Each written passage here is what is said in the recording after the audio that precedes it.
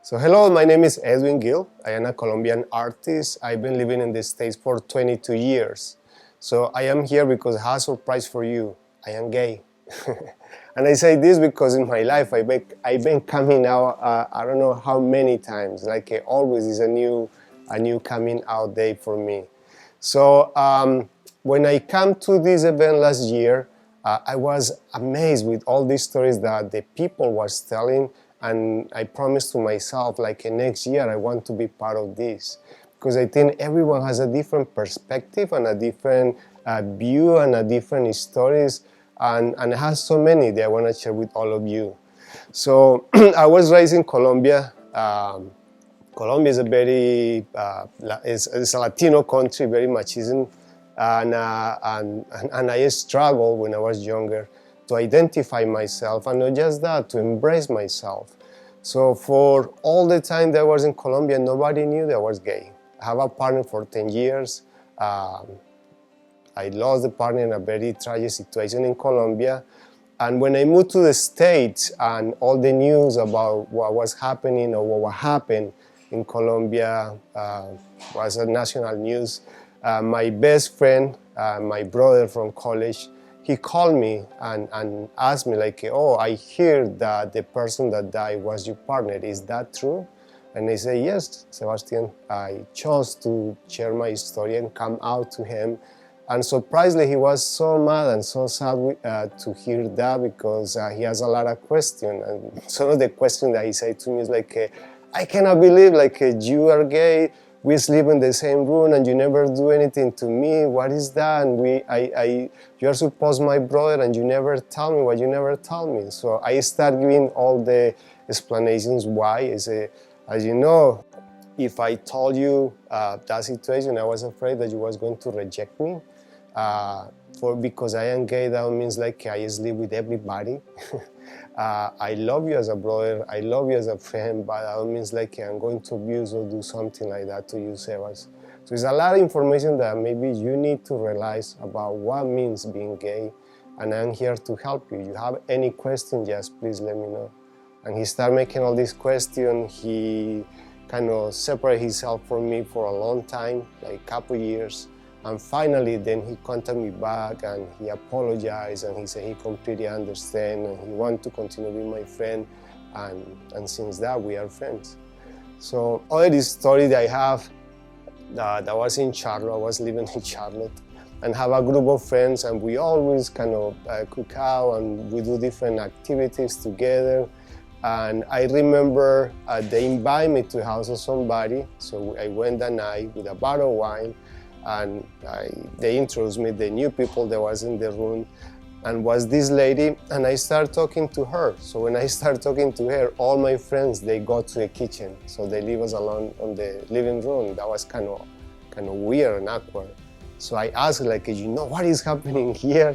And she said, I think this is a blind date. And I get kind of surprised and I get nervous, because I say, what is this? And how I can tell her that I am gay? And I start talking to her, and the first thing was oh my God, they don't know I am gay? I say, I guess not. So I share my story with her, how I come to the United States and everything about my life. And then when everyone get back to the living room, I tell them I need to talk to all of you. I never imagined that I need to say in this way, but guys, I am gay. Everyone started laughing. Some of the people was kind of in shock, and I remember this couple. Now they are my best friends. They told me please don't tell to my kids, because you are like the uncle, and I don't know how they are going to take that. And they was kind of afraid to. If maybe some of them become gay because I was gay. I was kind of interesting, but I know as a gay man, it's my responsibility, or I take for myself my responsibility to be an example for people, because I think is so many stereotypes. I have a lot of stereotypes about the gay community, and it's taken me a long time to kind of understand, process, and assimilate how different people can be, but we are humans, right?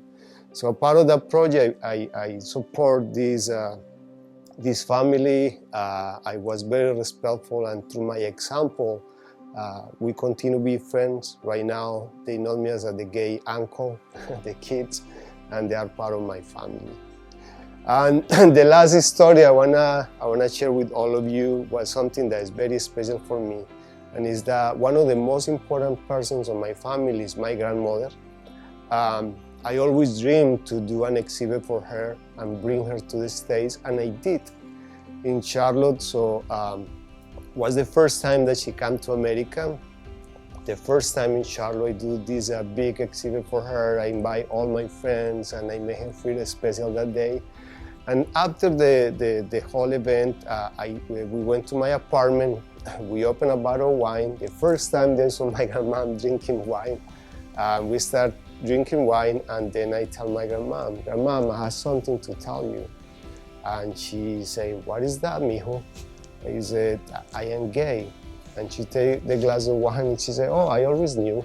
That was a surprise for me, and I was so nervous. I was preparing my speech to talk to my grandma, and when she said that, like, I feel this relief and this kind of happiness.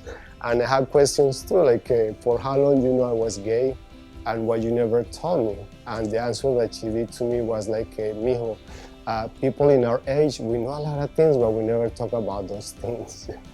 And that was very kind of great, a very special moment in my life that I never forget.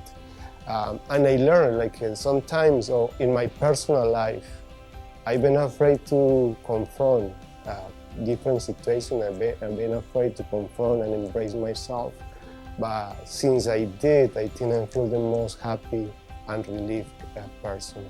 So today, I am a very happy gay man in a relationship with an amazing human, Valdo Figueroa. He's here right now. I love you, baby. Thank you for all your support. I am continue doing my art and using my art to bring conversations like this to people and make people understand the importance of diversity, inclusion, acceptance, and that's my life.